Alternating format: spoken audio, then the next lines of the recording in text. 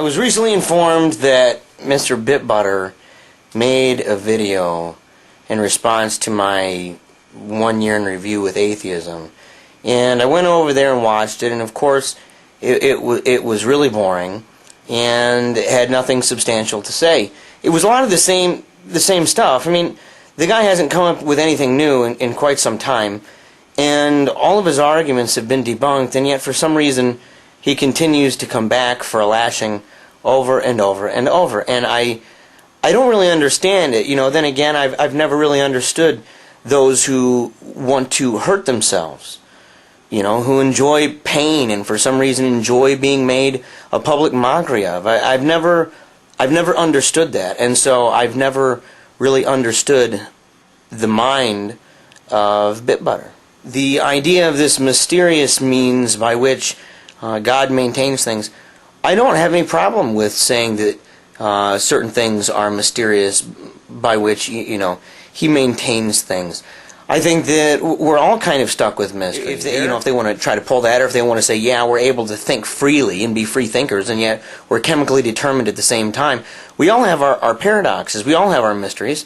And the question is it a paradox, something that's mysterious, or is it a contradiction? And I don't believe that the Christian worldview on how God maintains the natural order is a contradiction. On the other hand, I do believe that what the atheistic worldview, in the many different positions that it maintains, what they put forward, I believe that is a contradiction. It's not a paradox, it's a contradiction.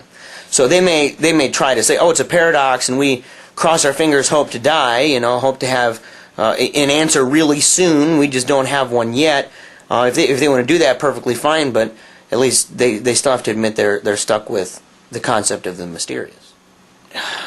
He keeps talking about how Christians have to explain how this is done. Okay, as if we need to have a comprehensive knowledge on exactly how everything is done. Now, I don't think that anybody has to have a full comprehension of the how in order to believe it, or in order to think that it's reasonable to believe something.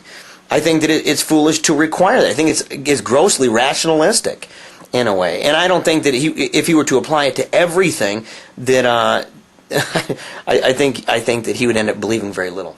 All right, he says this once again. He says the idea that we just come out and say, God just does it, and that's it. Well, if you go back and you actually listen to what we say, I don't know if there's ever been a time where Bonson or Butler or DeMar or Gentry or Anti-Pelagian or I have ever used the argument, well, God just does it.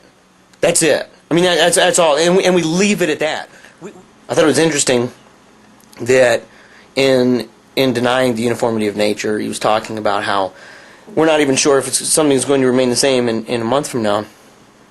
And it's hysterical because he puts a time frame on it. I mean, a month sounds kind of reasonable, right? But if there's no reason to trust it, then why demand a month? Why not say in the next second? And if it's in the next second, then why does he claim that my insisting that, you know, your toothbrush could turn into a Gila monster, or any of the examples I gave in the past, why does he presume those things to be absolutely absurd?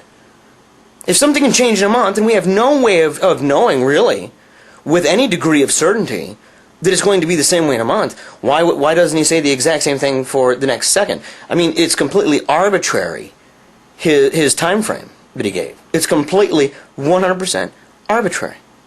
All right. He said that we never explained why this is necessary. Well, now he's just downright lying. I mean, he's gone from being someone who either has a need of kind of sharpening his comprehensive skills to just being a downright liar.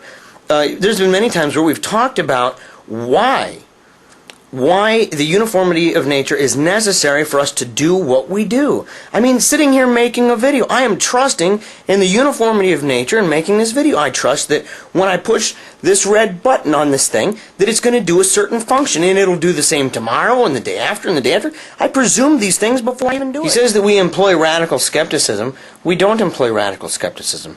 What we do is we say that any time we go and do anything at all, we ought to at least establish the credibility of our most basic assumptions. Otherwise, we're acting in a way that's irrational. We're acting in a way that begs the question. We're acting in a way that's totally unreasonable. And so I think that to sit there and say that doing what we do requires such an exercise, I don't think that's being skeptical or unreasonably skeptical. I think that it's something that's absolutely necessary for all of us to do in order to demonstrate the positive side of our position. I think it's absolutely necessary. He doesn't see it that way. He wants to beg the question all day long. He wants to use induction all the while, not believing that there's any means by which we can say that induction is there with any certainty, or the uniformity of nature. He wants to rely. He does rely, whether or not he wants to. He relies all the time on a degree of uniformity in nature, and yet at the same time he wants to go ahead and deny. So the thing is, the entire video, to be really honest with you, the entire video is it's a waste of YouTube space. It really is. When is he going to learn? Poor guy. Poor guy.